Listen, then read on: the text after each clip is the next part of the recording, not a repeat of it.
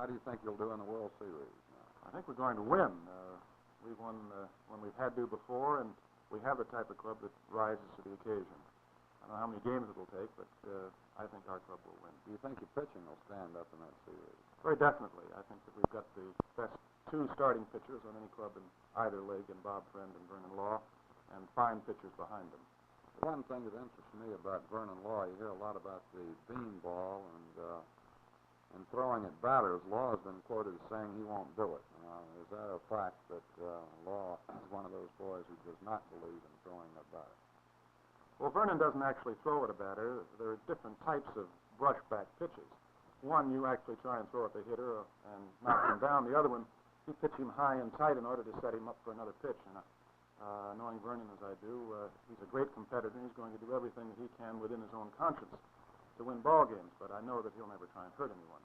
Well, how many pitchers in the major leagues today, Mr. Brown, are famous for their beanball? I'm not talking about the brushback pitch. I think there are very few. I think the thing has been magnified all out of its proportion. I think the hitters scream like the dickens today when it was a matter of custom 10, 15, 20 years ago for you either to throw over the top of your head, not with any idea of hitting you, but merely to let you know that the pitcher's out there to earn his bread and butter too, or either that or they would come down high and inside. You've got so many hitters, particularly in our league, whose head and shoulders and arms are right over the plate. Frank Robinson with Cincinnati is one of them. He's hanging right over the plate. And you throw a ball inside, and he doesn't, when I say inside, I mean over the inside part of the plate. And if he doesn't move his body, you're going to hit him. Mr. Brown, we certainly want to congratulate you and that fine team up in Pittsburgh for winning the flag this year, and we certainly hope you do well in the World Series. Thank you, Joe. Excuse me, Mr. Brown.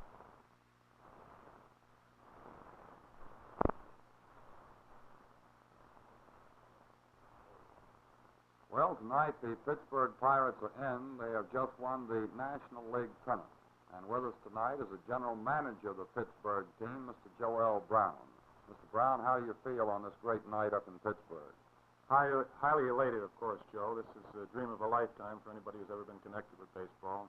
Just tickled to death. Well, how many years has it been since Pittsburgh won their last National League flag? 33 years. We are the last club in either league, Joe, without winning a pennant.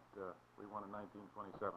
Well, that, I know, is bringing lots of joy up in Pittsburgh, and strangely enough, or it may not be so strange to you, there are a number of Pittsburgh fans right here in Roanoke that I know are rejoicing with you tonight.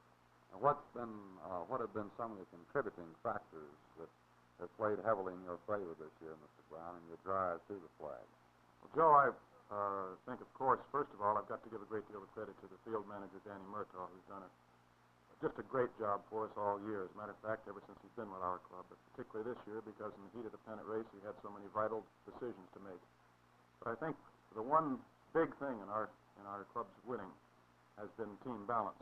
Everyone has contributed. Everyone has had a hand in winning one game or more. When I say everyone, I mean not only the fellows who are the stars, the stickouts on the ball club, but men on the bench, fellows like Gene Baker, Dick Schofield, Bob Oldest, people who the general public don't really recognize or give much credit to.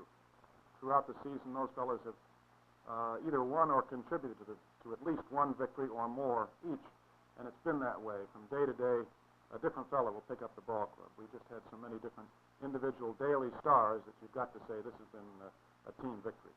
Well, Mr. Brown, several years ago it was said that Pittsburgh had a young team and one of the most brainy in the league from the standpoint of discussing everything but baseball when they weren't playing.